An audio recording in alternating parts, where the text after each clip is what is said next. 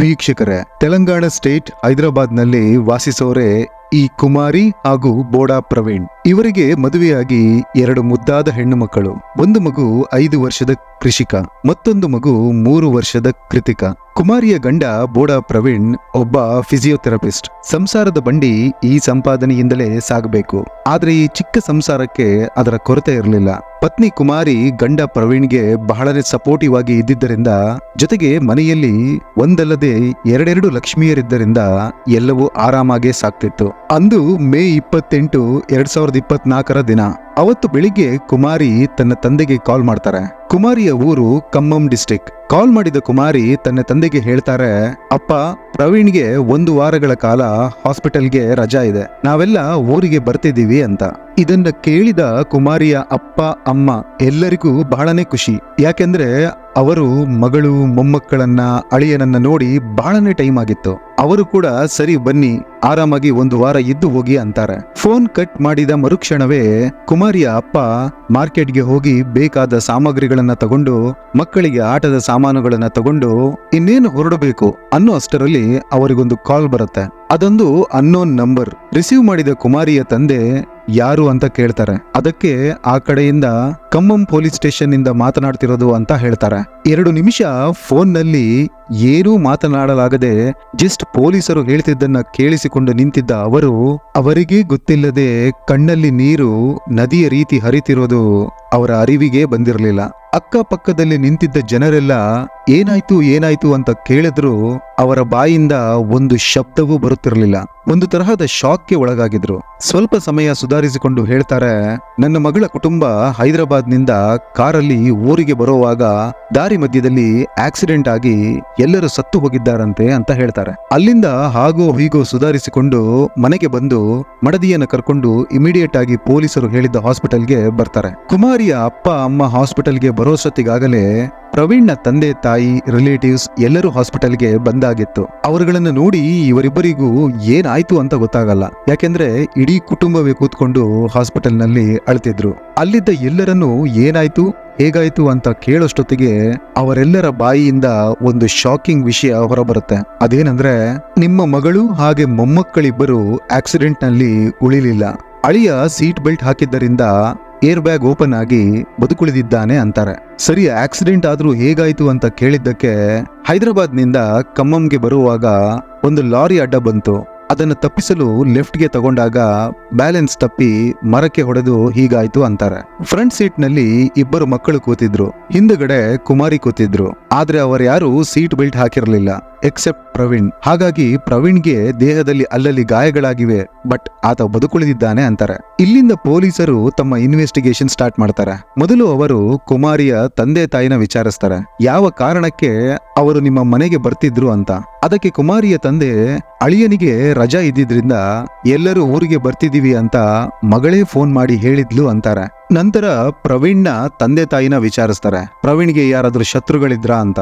ಅದಕ್ಕೆ ಅವರು, ಆತ ಒಬ್ಬ ತಿಂಗಳ ಸಂಬಳಕ್ಕೆ ದುಡಿಯೋ ಫಿಸಿಯೋಥೆರಪಿಸ್ಟ್ ಸರ್, ಆತನಿಗೆ ಯಾರು ಶತ್ರುಗಳಿರ್ತಾರೆ, ಅದರಲ್ಲೂ ಹೀಗೆ ಆಕ್ಸಿಡೆಂಟ್ ಮಾಡಿಸಿ ಕೊಲೆ ಮಾಡೋ ಹಾಗೆ ಯಾರು ಇಲ್ಲ ಅಂತಾರೆ. ನಂತರ ಪೊಲೀಸರು ಪ್ರವೀಣ್ನನ್ನ ವಿಚಾರಿಸ್ತಾರೆ. ಪ್ರವೀಣ್ ಹೇಳ್ತಾನೆ, ಸರ್, ನಾನು ಎಂದಿನಂತೆ ಕಾರ್ ಓಡಿಸ್ಕೊಂಡು ಬಂದೆ. ಮಕ್ಕಳಿಬ್ರು ಹಠ ಮಾಡಿ ಮುಂದ್ಗಡೆ ಕುತ್ಕೊಂಡ್ರು, ಕುಮಾರಿ ಹಿಂದ್ಗಡೆ ಕುತ್ಕೊಂಡಿದ್ಲು.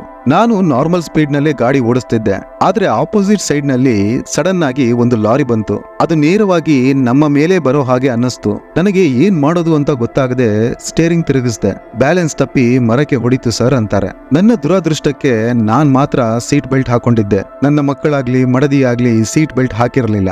ನಾನು ಸೀಟ್ ಬೆಲ್ಟ್ ಹಾಕದೆ ಅವರ ಜೊತೆ ಸತ್ತು ಹೋಗಿದ್ರೆ ಆಗಿರೋದು ಅಂತ ಹೇಳಿ ಬಹಳನೇ ಅಳುತ್ತಾರೆ ಪ್ರವೀಣ್. ವೀಕ್ಷಕರೇ, ಇದನ್ನ ಕೇಳೋಕೆ ಬಹಳ ಕಷ್ಟವಾಗತ್ತೆ. ಅದನ್ನ ಅನುಭವಿಸೋರಿಗೆ ಅದನ್ನ ತಡ್ಕೊಳ್ಳೋದು ಬಹಳನೇ ಕಷ್ಟ. ನಂತರ ಪೊಲೀಸರು ಬಂದಿದ್ದಂತಹ ಎಲ್ಲಾ ಫ್ಯಾಮಿಲಿ ಮೆಂಬರ್ಗಳ ಬಳಿ ಮಾತಾಡಿ ಇದನ್ನ ಒಂದು ಆಕ್ಸಿಡೆಂಟ್ ಕೇಸ್ ಅಂತ ಕ್ಲೋಸ್ ಮಾಡ್ತಾರೆ. ಕುಮಾರಿ ಹಾಗೆ ಆ 2 ಮುತ್ತು ಮಕ್ಕಳ ಪೋಸ್ಟ್ ಮಾರ್ಟಮ್ ಮಾಡಿಸಿ ಬಾಡಿನ ಪೇರೆಂಟ್ಸ್ ಗಳಿಗೆ ಹಸ್ತಾಂತರಿಸಿ ಅಂತ್ಯ ಸಂಸ್ಕಾರನು ಮಾಡಿ ಮುಗಿಸ್ತಾರೆ. ವೀಕ್ಷಕರೇ, ಈಗ ಎಲ್ಲವೂ ನಾರ್ಮಲ್. ಪ್ರವೀಣ್ ತಮ್ಮ ಕೆಲಸಕ್ಕೆ ಮರಳುತ್ತಾರೆ. ಪೋಷಕರು ಕೊರಗಿದ್ರು ಜೀವನ ಸಾಗಿಸಲೇಬೇಕಲ್ಲ. ಹೀಗೆ ಎಲ್ಲವೂ ಒಂದು ಸಹಜ ಸ್ಥಿತಿಗೆ ಬರೋ ಹೊತ್ತಿಗೆ ನೀವುಗಳು ಊಹೇನೂ ಮಾಡೋಕ್ಕಾಗದ ಟ್ವಿಸ್ಟ್ ಅಂಡ್ ಟರ್ನ್ಸ್ ಗಳು ಈ ಪ್ರಕರಣದಲ್ಲಿ ನಡೆಯೋಕೆ ಶುರುವಾಗುತ್ತೆ. ಆಕ್ಸಿಡೆಂಟ್ ಆಗಿದ್ದು ಮೇ 28, 2024. ಅಲ್ಲಿಂದ ಎಕ್ಸಾಕ್ಟ್ ಆಗಿ 1.5 ತಿಂಗಳ ನಂತರ ಪ್ರವೀಣ್ಗೆ ಪೊಲೀಸರಿಂದ ಒಂದು ಕಾಲ್ ಬರುತ್ತೆ. ಕಾಲ್ ಮಾಡಿದ ಪೊಲೀಸರು ಹೇಳ್ತಾರೆ, ಪ್ರವೀಣ್, ಅವತ್ತು ಆಕ್ಸಿಡೆಂಟ್ ಆಗೋವಾಗ ಒಂದು ಲಾರಿ ಅಡ್ಡ ಬಂತು ಅಂತ ಅಂದ್ರಲ್ಲ, ಆ ಲಾರಿನ ನಾವು CCTV ಕ್ಯಾಮೆರಾದಲ್ಲಿ ನೋಡಿ ಅದರ ಡ್ರೈವರ್ ಹಾಗೂ ಲಾರಿಯನ್ನ ಸ್ಟೇಷನ್ಗೆ ಕರೆಸಿದ್ದೇವೆ. ನೀವು ಒಮ್ಮೆ ಬಂದು ಗುರುತು ಪತ್ತೆ ಹಚ್ತೀರಾ ಅಂತ ಕೇಳ್ತಾರೆ. ತಕ್ಷಣ ಪ್ರವೀಣ್ ತನ್ನ ತಂದೆ ತಾಯಿಗೆ, ಅತ್ತೆ ಮಾವಗೆ ಎಲ್ಲರಿಗೂ ಫೋನ್ ಮಾಡ್ತಾರೆ. ಸ್ಟೇಷನ್ಗೆ ಬನ್ನಿ, ನನ್ನ ಮಕ್ಕಳನ್ನ ಹಾಗೆ ಹೆಂಡತಿಯನ್ನ ಕಳ್ಕೊಳ್ಳೋಕೆ ಕಾರಣವಾದ ಆ ಲಾರಿ ಡ್ರೈವರ್ನನ್ನ ಪೊಲೀಸರು ಸ್ಟೇಷನ್ಗೆ ಕರೆಸಿದ್ದಾರಂತೆ ಅಂತ ಹೇಳ್ತಾರೆ. ನಂತರ ಪ್ರವೀಣ್ ಸೇರಿ ಎಲ್ಲಾ ಕುಟುಂಬಸ್ಥರು ಖಮ್ಮಂ ಪೊಲೀಸ್ ಸ್ಟೇಷನ್ಗೆ ಬರ್ತಾರೆ. ಆದ್ರೆ ಪೊಲೀಸ್ ಸ್ಟೇಷನ್ ನ ಹೊರಗಡೆ ಆಗ್ಲಿ ಅಕ್ಕಪಕ್ಕದಲ್ಲಾಗ್ಲಿ ಯಾವುದೇ ಲಾರಿ ನಿಂತಿರಲಿಲ್ಲ. ಸ್ಟೇಷನ್ ನ ಒಳಗಡೆ ಬಂದ ಪ್ರವೀಣ್ ಹಾಗೂ ಆತನ ಕುಟುಂಬ ಆ ಲಾರಿ ಡ್ರೈವರ್ ಎಲ್ಲಿ ಅಂತ ಕೇಳ್ತಾರೆ. ಅವರ ಕೈಗೇನಾದ್ರೂ ಆತ ಆ ಟೈಮ್ ನಲ್ಲಿ ಸಿಕ್ಕಾಕೊಂಡ್ರೆ ಏನು ಮಾಡ್ತಿದ್ರು ಅಂತ ಗೊತ್ತಿಲ್ಲ. ಪೊಲೀಸ್ ಸ್ಟೇಷನ್ಗೆ ಬಂದಿದ್ದ ಅಷ್ಟು ಜನರನ್ನ ಕೂರಿಸಿದ ಪೊಲೀಸರು ಪ್ರವೀಣ್ ನ ಬಳಿ ಮಾತನಾಡೋಕೆ ಶುರು ಮಾಡ್ತಾರೆ. ಪ್ರವೀಣ್ ಲಾರಿ ಎಲ್ಲಿ ಅಂತ ಕೇಳ್ತಿದ್ರೆ ಪೊಲೀಸರ ಪ್ಲಾನೇ ಬೇರೆಯಾಗಿತ್ತು. ವೀಕ್ಷಕರೇ, ಇಲ್ಲಿಂದ ಈ ಸ್ಟೋರಿನ ಡೀಟೇಲ್ ಆಗಿ ಕೇಳಿ. ಪ್ರವೀಣ್ ನ ಬಳಿ ಮಾತನಾಡಿದ ಪೊಲೀಸರು ಮೊದಲಿಗೆ ಹೇಳ್ತಾರೆ, ನೋಡು ಪ್ರವೀಣ್, ನಮ್ಮ ಪೊಲೀಸ್ ಕೆರಿಯರ್ ನಲ್ಲಿ ಇಂಥ ಹಲವಾರು ಆಕ್ಸಿಡೆಂಟ್ ಗಳನ್ನ ನೋಡಿದ್ದೇವೆ. ಪ್ರಾಣ ಕಳ್ಕೊಂಡವರನ್ನು ನೋಡಿದ್ದೇವೆ, ಪ್ರಾಣ ಉಳಿಸಿಕೊಂಡವರನ್ನು ನೋಡಿದ್ದೇವೆ. ನಿನ್ನ ಕಾರ್ ಆಕ್ಸಿಡೆಂಟ್ ಆದ ರೀತಿಗೆ ಯಾರಾದ್ರೂ ಸಾಯ್ತಾರೆ ಅಂದ್ರೆ ಕೇವಲ 10% ಚಾನ್ಸ್ ಅಷ್ಟೇ. ನಮಗೆ ಆ ದಿನವೇ ಡೌಟ್ ಇತ್ತು, ಆದ್ರೆ ಏನು ಪ್ರೂಫ್ ಇರಲಿಲ್ಲ. ಆದ್ರೆ ನಾವು ನೀನು ಹೇಳಿದ ಹಾಗೆ ಆ ರೋಡ್ನಲ್ಲಿ ಲಾರಿ ಬಂತು ಅಂತ ಹೇಳಿದೆ. ಆದ್ರೆ ಆ ಇಡೀ ದಿನ ಆ ರೋಡ್ನಲ್ಲಿ ಒಂದೇ ಒಂದು ಲಾರಿಯೂ ಪಾಸ್ ಆಗಿಲ್ಲ. ನಾವುಗಳು 16ಕ್ಕೂ ಹೆಚ್ಚು CCTV ಫುಟೇಜ್ಗಳನ್ನ ನೋಡಿ ಆಯ್ತು. ಈಗ ಈ ವಿಷಯದ ಮುಖ್ಯ ಉದ್ದೇಶಕ್ಕೆ ಬರೋಣ. ನೀನೊಬ್ಬ ಫಿಸಿಯೋಥೆರಪಿಸ್ಟ್ ಆಗಿ ಇಂಥ ದಟ್ಟ ಕೆಲಸ ಮಾಡಲು ಹೇಗೆ ಸಾಧ್ಯ? ಪೋಸ್ಟ್ ಮಾರ್ಟಮ್ ಮಾಡಿದ್ರೆ ಕೊಲೆ ಹೇಗೆ ಮತ್ತು ಯಾವಾಗ ಆಯ್ತು ಅಂತ ಈಸಿಯಾಗಿ ಗೊತ್ತಾಗುತ್ತಲ್ಲ, ಯಾಕೆ ನೀನು ಇದನ್ನ ಮರೆತು ಬಿಟ್ಟಿದ್ದ ಅಂತ ಕೇಳ್ತಾರೆ. ವೀಕ್ಷಕರೇ, ಈ ಎಲ್ಲಾ ಪ್ರಶ್ನೆಗಳನ್ನ ಪೊಲೀಸರು ಪ್ರವೀಣ್ ನನ್ನ ಕೂರಿಸಿ ಆತನ ಕುಟುಂಬ, ಕುಮಾರಿಯ ಕುಟುಂಬ, ನೆಂಟರಿಸ್ತರು ಎಲ್ಲರ ಮುಂದೆನೆ ಕೇಳ್ತಾರೆ. ಆದ್ರೆ ಪ್ರವೀಣ್ ಹೇಳ್ತಾನೆ, ನಾನ್ ಯಾಕೆ ನನ್ನ ಸಂಸಾರನ ಹಾಳು ಮಾಡ್ತೀನಿ? ಆ 2 ಮಕ್ಕಳು ನನ್ನ 2 ಕಣ್ಣಿದ್ದಂತೆ, ಅದನ್ನ ನಾನೇ ಯಾಕೆ ಕಿತ್ತು ಹಾಕ್ತೀನಿ? ನೀವು ವಿನಾಕಾರಣ ನನ್ನ ಮೇಲೆ ಆಪಾದನೆ ಮಾಡ್ತಿದ್ದೀರಾ ಅಂತ ಪೊಲೀಸರ ಮೇಲೆ ರೇಗಿ ಸ್ಟೇಷನ್ ನಲ್ಲೇ ಕಿರುಚಿ ಅಳೋಕೆ ಶುರು ಮಾಡ್ತಾನೆ. ಈ ತಮಾಷೆಯನ್ನೆಲ್ಲ ನೋಡ್ತಿದ್ದ ಪೊಲೀಸರು ಪ್ರವೀಣ್ ನನ್ನ ಕೇಳ್ತಾರೆ, ಸರಿ, ನೀನು ಇಷ್ಟು ಪ್ರೀತಿಸೋ ನಿನ್ನ ಮಡದಿ ಹಾಗೆ ಮಕ್ಕಳನ್ನ ಕಳ್ಕೊಂಡೆ. ಆ ದುಃಖ ನೋವು ನಮಗೂ ಇದೆ. ಆದ್ರೆ ಅವರು ಸತ್ತು ಇನ್ನು ತಿಥಿ ಕಾರ್ಯನೂ ಮಾಡೋಕೆ ಮುಂಚೆನೆ ನೀನು ಮತ್ತು ಸೋನಾ ಫ್ರಾನ್ಸಿಸ್ ಒಟ್ಟಿಗೆ ಸಂಸಾರ ಮಾಡ್ತಿದ್ದೀರಲ್ಲ, ಆಕೆ ಯಾರು ಅಂತ ಕೇಳ್ತಾರೆ. ವೀಕ್ಷಕರೇ, ಇಲ್ಲಿಗೆ ಪ್ರವೀಣ್ನ ನಾಟಕ ನಿಂತು ಹೋಯ್ತು. ಅಳು, ಕಿರುಚಾಟ, ಕೂಗಾಟ ಎಲ್ಲವೂ ಒಮ್ಮೆಗೆ ನಿಂತು ಹೋಯ್ತು. ವೀಕ್ಷಕರೇ, ಆಕ್ಸಿಡೆಂಟ್ ಆದ ನಂತರ ಪೊಲೀಸರು ಕುಮಾರಿ ಹಾಗೆ ಆ 2 ಮಕ್ಕಳ ಪೋಸ್ಟ್ ಮಾರ್ಟಮ್ ರಿಪೋರ್ಟ್ ನ ಕಲೆಕ್ಟ್ ಮಾಡಿಕೊಂಡು ಬಾಡಿನ ಫ್ಯಾಮಿಲಿಗೆ ಹಸ್ತಾಂತರಿಸಿರ್ತಾರೆ. ಆದ್ರೆ ಪೋಸ್ಟ್ ಮಾರ್ಟಮ್ ರಿಪೋರ್ಟ್ ನಲ್ಲಿ ಕುಮಾರಿ ಹೇಗೆ ಸತ್ತಿದ್ದಾರೆ ಅನ್ನೋದು ಕ್ಲಿಯರ್ ಆಗಿ ಮೆನ್ಷನ್ ಮಾಡಲಾಗಿತ್ತು. ಆಕೆಗೆ ಅತಿಯಾಗಿ ಅನಸ್ಥೀಶಿಯಾ ಡೋಸೇಜ್ ನ ಕೊಟ್ಟು ಕೊಲ್ಲಲಾಗಿದೆ ಅಂತ ರಿಪೋರ್ಟ್ ಹೇಳ್ತಿತ್ತು. ಹಾಗೆ ಆ 2 ಕಂದಮ್ಮಗಳನ್ನ ಕುತ್ತಿಗೆ ಹಿಡಿದು ಉಸಿರುಗಟ್ಟಿಸಿ ಕೊಲ್ಲಲಾಗಿದೆ ಅಂತ ರಿಪೋರ್ಟ್ ಹೇಳ್ತಿತ್ತು. ಈ ರಿಪೋರ್ಟ್ ಪೊಲೀಸರ ಕೈಗೆ ಸಿಕ್ಕ ತಕ್ಷಣ ಪೊಲೀಸರು ಯಾರಿಗೂ ಏನೂ ಇನ್ಫಾರ್ಮ್ ಮಾಡದೆ ತಮ್ಮ ಸೀಕ್ರೆಟ್ ಇನ್ವೆಸ್ಟಿಗೇಷನ್ ನ ಸ್ಟಾರ್ಟ್ ಮಾಡ್ತಾರೆ. ಪ್ರವೀಣ್ ನ ಫೋನ್ ನ ಟ್ಯಾಪ್ ಮಾಡಿ ಎಲ್ಲಾ ಡಾಟಾ ಕಲೆಕ್ಟ್ ಮಾಡ್ತಾರೆ.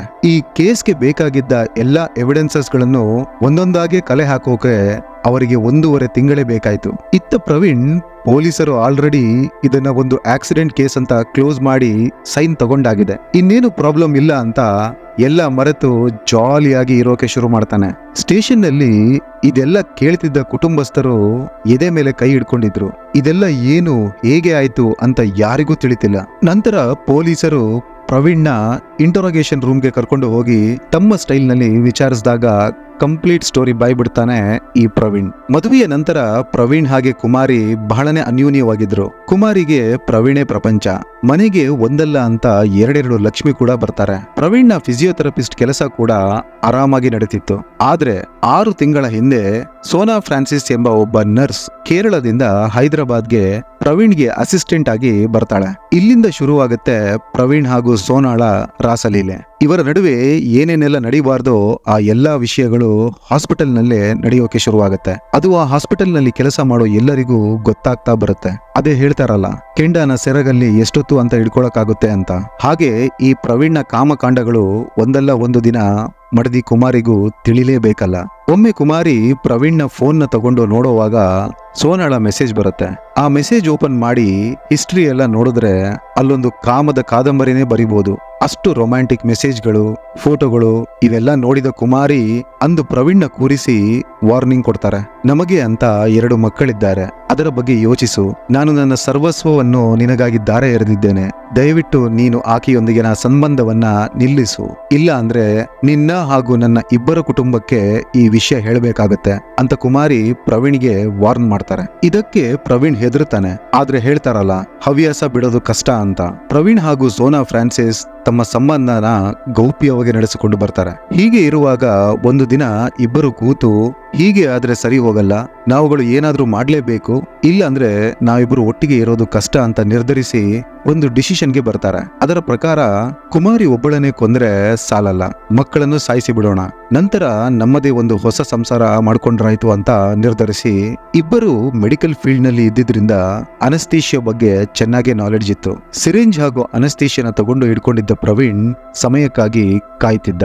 ಕುಮಾರಿಗೆ 2 ಮಕ್ಕಳು ಸಿಸರಿನ್ ಆಗಿ ಡೆಲಿವರ್ ಆಗಿದ್ರಿಂದ ಆಗಾಗ ಮೈಕೈ ನೋವು ಇದೆ ಅಂತ ಹೇಳ್ತಾನೆ ಇದ್ರು. ಇದಕ್ಕೆ ಸರಿಯಾಗಿ ಮೇ 28, 2024ಕ್ಕೆ ಕುಮಾರಿ ತನ್ನ ಅಪ್ಪ ಅಮ್ಮನ ಮನೆಗೆ ಹೊರಟಾಗ ತುಂಬಾ ಬಾಡಿ ಪೈನ್ ಇದೆ ಅಂತ ಹೇಳ್ತಾರೆ. ಇದನ್ನೇ ಕಾಯ್ತಿದ್ದ ಪ್ರವೀಣ್ ಕುಮಾರಿಗೆ, ನಾನು ಒಂದು ಇಂಜೆಕ್ಷನ್ ಕೊಡ್ತೀನಿ, ನಿನ್ನ ಬಾಡಿ ಪೈನ್ ಕಡಿಮೆ ಆಗುತ್ತೆ ಅಂತ ಹೇಳಿ ಹೆವಿಯಾಗಿ ಅನಸ್ತೇಶಿಯಾ ಡೋಸೇಜ್ ನ ಕೊಡ್ತಾನೆ. ಕುಮಾರಿ ಆ ಇಂಜೆಕ್ಷನ್ ನ ಬಹಳನೇ ಅಕ್ಕರೆಯಿಂದ ಹಾಕಿಸ್ಕೊಳ್ತಾರೆ. ಗಂಡನಿಗೆ ನನ್ನ ಬಗ್ಗೆ ಎಷ್ಟು ಕಾಳಜಿ ಅನ್ನೋ ಯೋಚನೆ ಕುಮಾರಿಯದು. ಇದಾಗಿ ಸ್ವಲ್ಪ ಹೊತ್ತಲ್ಲೇ ಕಾರ್ನಲ್ಲಿ ಕೂತು ಹೊರಟ ಈ ಕುಟುಂಬ ಹೊರಟು ಕೆಲವೇ ಹೊತ್ತಲ್ಲಿ ಕುಮಾರಿ ಹಿಂದಿನ ಸೀಟ್ ನಲ್ಲೇ ಸತ್ತು ಹೋಗಿರ್ತಾರೆ. ಸ್ವಲ್ಪ ದೂರ ಟ್ರಾವೆಲ್ ಮಾಡಿ ಯಾರು ಇಲ್ದಿರೋ ಜಾಗದಲ್ಲಿ ಕಾರ್ ನಿಲ್ಲಿಸಿ ಕುಮಾರಿ ಸತ್ತಿದ್ದಾರ ಅಂತ ಚೆಕ್ ಮಾಡ್ತಾನೆ. ಅಷ್ಟೊತ್ತಿಗಾಗಲೇ ಕುಮಾರಿ ಸತ್ತು ಬಹಳನೇ ಹೊತ್ತಾಗಿತ್ತು. ಇನ್ನು ಉಳಿದದ್ದು 5 ವರ್ಷದ ಕೃಷಿಕ ಹಾಗೆ 3 ವರ್ಷದ ಕೃತಿಕ. ಈ 5 ವರ್ಷದ ಕೃಷಿಕ ಪ್ರವೀಣ್ ಕುಮಾರಿಯನ್ನ ಕಾರ್ ಹಿಂದೆ ಸತ್ತಿದ್ದಾರ ಅಂತ ಚೆಕ್ ಮಾಡೋವಾಗ ಅಮ್ಮನಿಗೆ ಏನಾಯ್ತಪ್ಪ ಅಂತ ಕೇಳಿದ್ಲು. ಆಗ ಪ್ರವೀಣ್ ಏನಿಲ್ಲ, ನಿದ್ರೆ ಮಾಡ್ತಿದ್ದಾರೆ ಅಂತಾನೆ.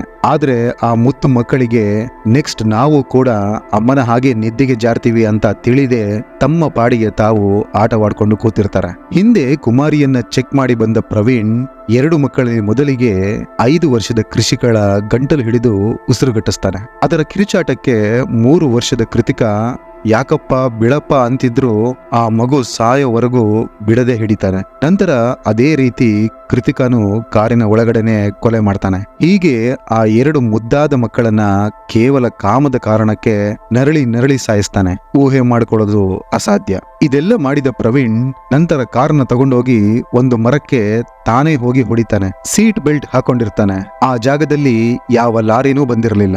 ಇದನ್ನ ಒಂದು ಆಕ್ಸಿಡೆಂಟ್ ಆಗಿ ಮಾಡಬೇಕು ಅಂತ ತುಂಬಾನೇ ಪ್ಲಾನ್ ಮಾಡಿದ್ದ ಪ್ರವೀಣ್ ಅಲ್ಲಿ ಯಾವ CCTV ಕ್ಯಾಮ್ರಾ ಕೂಡ ಇರಲಿಲ್ಲ. ದಾರಿಯಲ್ಲಿ ಹೋಗ್ತಿದ್ದ ಬೇರೆ ವೆಹಿಕಲ್ಗಳು ನಿಲ್ಲಿಸಿ ಅಯ್ಯೋ ಆಕ್ಸಿಡೆಂಟ್ ಆಗಿದೆಯಲ್ಲ ಅಂತ ಆಂಬ್ಯುಲೆನ್ಸ್ಗೆ ಪೊಲೀಸರಿಗೆ ಫೋನ್ ಮಾಡಿ ಇನ್ಫಾರ್ಮ್ ಮಾಡ್ತಾರೆ. ವೀಕ್ಷಕರೇ, ಇಷ್ಟೆಲ್ಲ ವಿಷಯ ಪೊಲೀಸ್ ಸ್ಟೇಷನ್ ನಲ್ಲಿ ಅವತ್ತು ಕ್ಲಿಯರ್ ಆಗೋವಾಗ 2 ಕುಟುಂಬಸ್ಥರು ಸ್ಟೇಷನ್ ನಲ್ಲೇ ಇದ್ರು. ಅವರೆಲ್ಲ ಹೇಳಿದ್ದು ಒಂದೇ ಮಾತು, ಈತನನ್ನ ಈಗ್ಲೇ ನೇಣಿಗೆ ಹಾಕಿ ಅಂತ. ಸಮಾಜ ಎಲ್ಲಿಗೆ ಸಾಕ್ತಿದೆ ವೀಕ್ಷಕರೇ.